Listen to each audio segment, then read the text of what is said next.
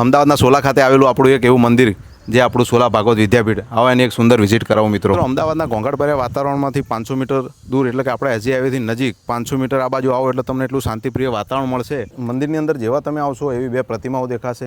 જે એક આ પ્રતિમા છે આપણા નરસિંહ મહેતાની, અને ત્યાંથી નજીક બીજી એક પ્રતિમા છે આપણા મીરાબાઈની. મંદિરનો વ્યૂ કેવો લાગ્યો જરા કહેજો કોમેન્ટમાં.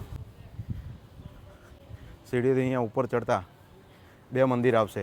એક મંદિર આ આપણા ગણપતિ દાદાનું અને બીજું મંદિર આ હનુમાન દાદાનું. મારા કૃષ્ણ ભગવાન એટલે કે શ્રીનાથજી ભગવાનના મંદિરના તમને એક દર્શન કરાવું.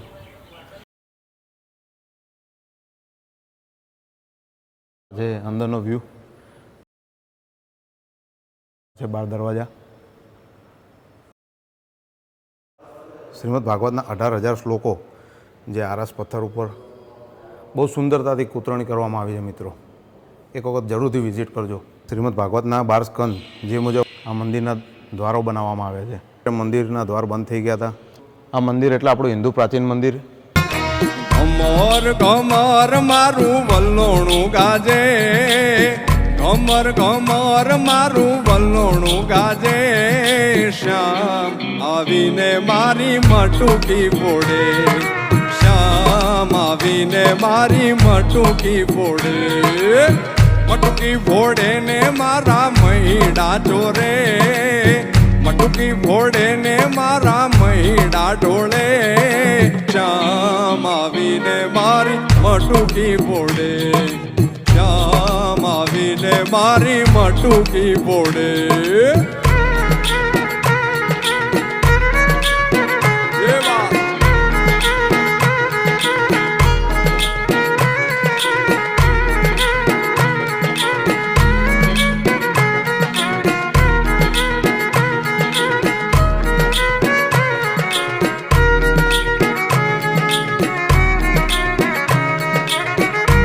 ભાગવત વિદ્યાપીઠ મંદિરની થોડી એક તમને નાની જાણકારી આપું, જેટલી મેં જાણવા મળી છે તે તમારા સુધી પહોંચાડું. જાણવા એવું મળ્યું છે કે આના સ્થાપક જાણીતા કથાકાર, આપણા ભાગવત કથાકાર, એમનું નામ પૂજ્ય શ્રી કૃષ્ણ શંકર શાસ્ત્રીજી મહારાજ, જેમને દાદાજી તરીકે ઓળખવામાં આવે છે. આ મંદિરની સ્થાપના એમને કરી હતી. મંદિરથી બહાર આવશે એવી બે ગૌશાળાઓ જોવા મળશે. બંને ગૌશાળાઓ મંદિર દ્વારા સંચાલિત છે. એની બાજુમાં એક આવેલું મેદાન, જેમાં હમણાં જ એક બહુ જોરદાર, બહુ સુંદર મજાનો કોન્સર્ટ થયો હતો, મારો ફેવરેટ કોન્સર્ટ. કોમેન્ટ કરજો તમને બી ખ્યાલ હોય તો, તમે જો અહીંયા આવ્યા હો તો એ કોન્સર્ટમાં. સુંદર મજાની ગૌશાળા મિત્રો, ભાગવત વિદ્યાપીઠ મંદિર દ્વારા સંચાલિત. જો ગાય માતાઓ બેઠી છે.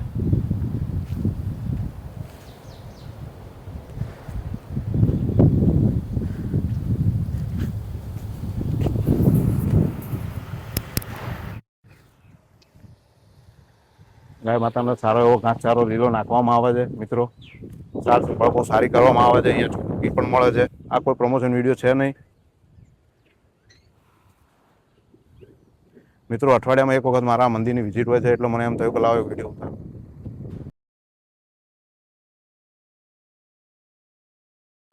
સોલા ભાગવતના વિસ્તારના દરેક આજુબાજુના લોકો તમારા સુધી જો આ વિડીયો પહોંચે તો મને ફોલો કરજો, શેર કરજો, સબસ્ક્રાઈબ કરજો.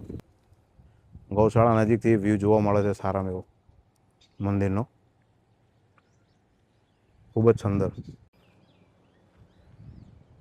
તમને વિડીયો જોઈને બહુ મજા આવી હોય તો વિડીયોમાં કોમેન્ટ, શેર, લાઇક કરજો અને મને થોડું પ્રોત્સાહન આપજો મિત્રો.